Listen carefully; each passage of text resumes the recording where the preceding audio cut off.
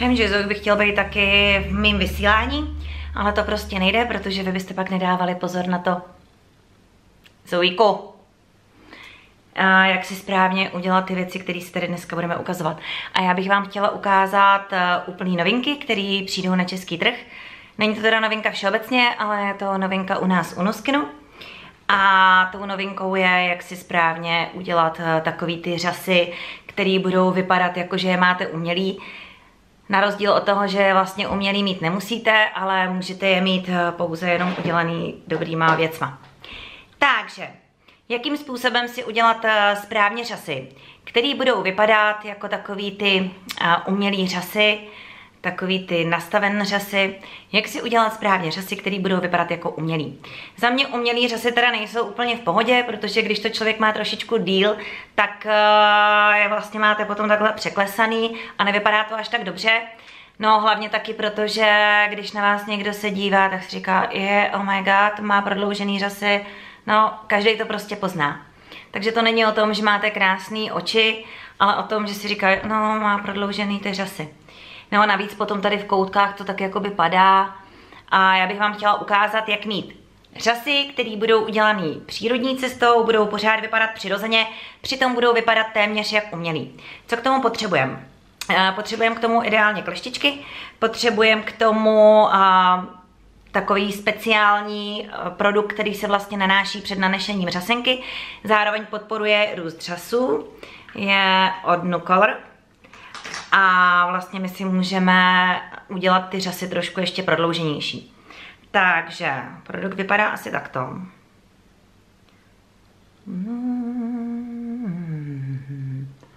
Tak to mi to takhle jako nezavostří. Tak, takže produkt vypadá asi takto. Tak, kleštičky, jasný, řasenka. 3 věci, které potřebujeme k tomu, aby jsme si udělali krásné řasy.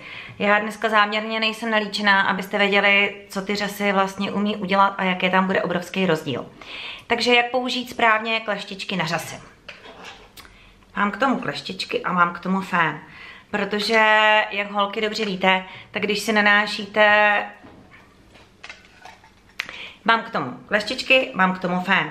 Protože holky, jak dobře víme, tak když si natáčíme vlasy, tak je dobrý použít teplo, protože teplem vždycky všechno drží víc. Takže já si tady použiju fén. Trošku si je nahřeju. Super. Tak. A těmi nahřatými kleštičkami si na 10 až 15 vteřin co nejvíc u kořínků zmáčknu ty řasy. 8, 10, 12, 14, 15. Jo. Vidíte to? Uděláme to stejný ještě jednou. Super. Hodně to chce přimáčknout, abyste fakt ty řasy natočili směrem nahoru. Wow. Skvělý efekt. Použijeme si sérum na řasy, který nám to krásně zvýrazní. Natočení směrem nahoru. Stačí nanést na chvilinku. A přesto použijeme řasenku. Všechny produkty, které používám, jsou od Nucolor. Jinak řasenka je absolutně úžasná v tom, že se vůbec nerozmazává a celý den vydrží tak, jak jste si ji nanesli. Čili žádný mývalý oči, takový to opadan směrem pod oko, žádný muří nohy, který vlastně hodně řasenek dělá, když jsou prodlužovací, tak tahle řasenka udělá opravdu jenom umělý řasy. Doporučuji ji přetáhnout přes ty oči, doporučuji ji použít několikrát přes ty řasy, aby vlastně se zvýraznil ten efekt umělých řas. Wow, to miluju. Když si nanášíte řasenku, tak je dobrý s ní trošičku jakoby točit směrem nahoru a dělat takový cik-cak pohyb. Nevím, jestli je to dost dobře vidět, ale řasy udělají obrovský rozdíl na těch očích, když to vidíte. Pojďme si udělat ještě druhý oko. Zase udělám to stejný. Nachyl.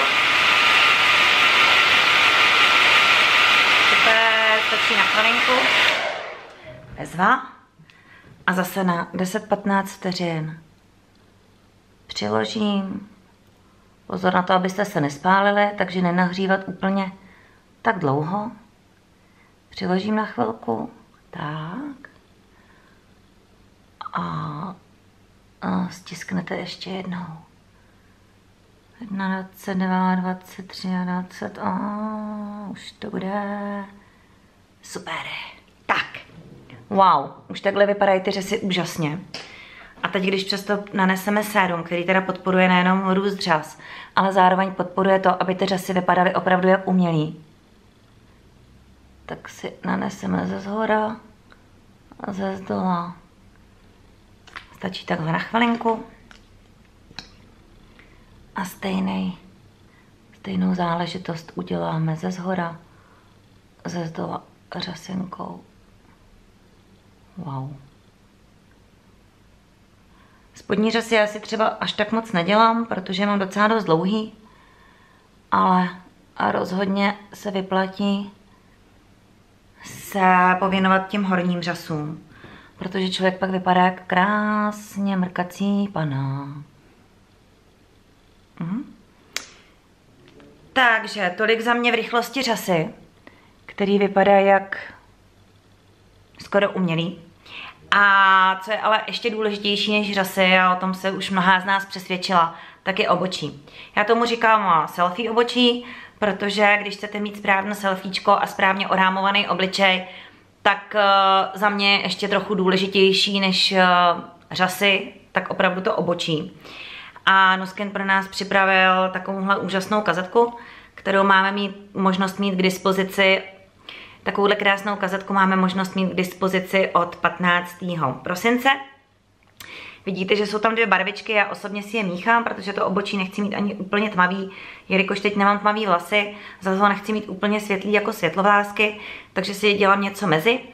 A zároveň je tady světlý stín, který nám trošičku otevře to oko a pozvedne obočí. Hrozně důležitý je mít právě ty správné nástroje a Nuskin nejenom, že tady udělal krásný barvy, takový studený, fakt úplně hodící se pro obočí, ale udělal i nádherné štětečky k tomu. Takže tam máte takový malý česátko, máte tam vlastně štěteček, který je takhle krásně zkosený. A tím se opravdu krásně to obočí vytvaruje. Zároveň na dotvarování obočí tak je tady taky úplně přesná a ostrá pinzetka. A v neposlední řadě ještě právě na stíny tak takový malinký štěteček.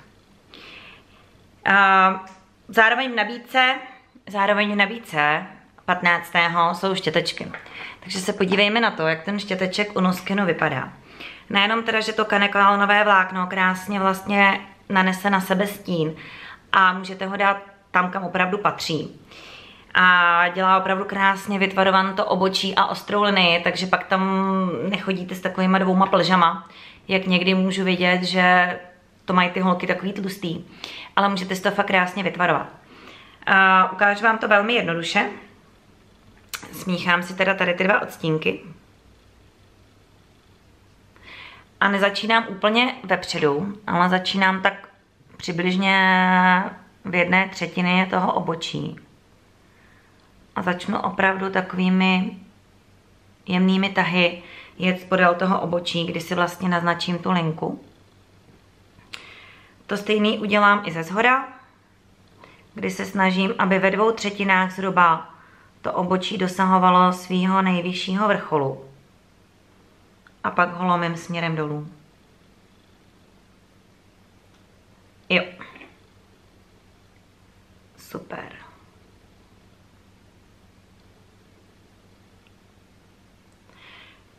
No a co udělat takovou tou přední částí, která by měla vždycky zůstat trošičku světlejší?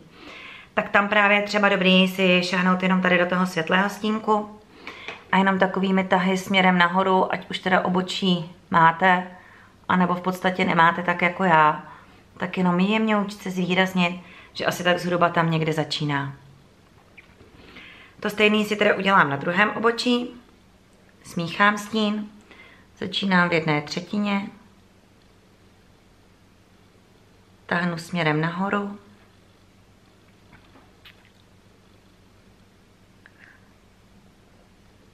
A zase to stejný udělám vlastně na horní straně obočí.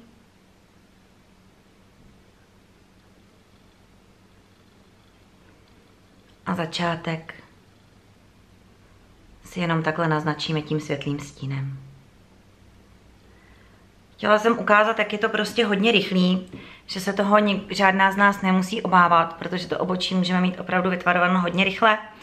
A samozřejmě tenhle štěteček na opravu během dne, tenhle skvělý ráno si s tím udělat obočí a vydrží vám, pokud si nebudete nějakým způsobem na to příliš sahat, tak vám vydrží snad celý den.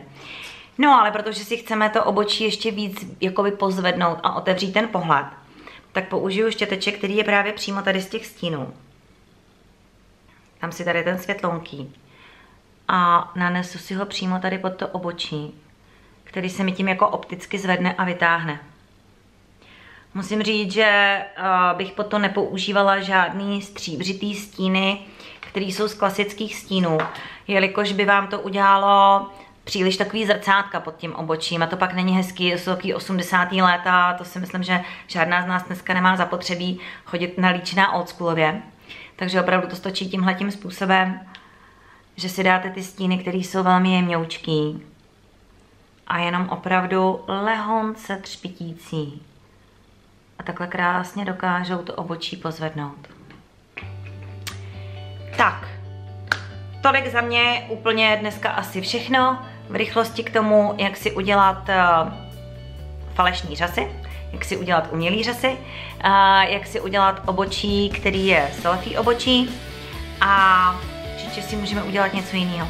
Každopádně za mě doporučuji použít kleštičky k natočeným řasům, použít něco na růst řas, abyste pak nemuseli chodit na ty falešný, použít řasenku, která vám bude zdržet opravdu celý den a ty řasy budou ještě krásně ohebný a pružný, takže je to vlastně pro ty řasy v podstatě ošetřující záležitost. A miluju absolutně barvičky, které máme možnost použít tady z těch stínů, protože tam je to úplně to akorát, co potřebujeme, aby jsme to neměli příliš přehnané, ale aby ta naše tvář vypadala upraveně. Za mě bez obočí, bez upraveného obočí není upravený obličej a já myslím, že to žádná nechceme. Tak jo, poslední, co si asi upravím, jsou jako takhle ty vlasy. No, vidím, že Zoik to taky vydržel tady s náma, ani moc neproděl. Tak jo.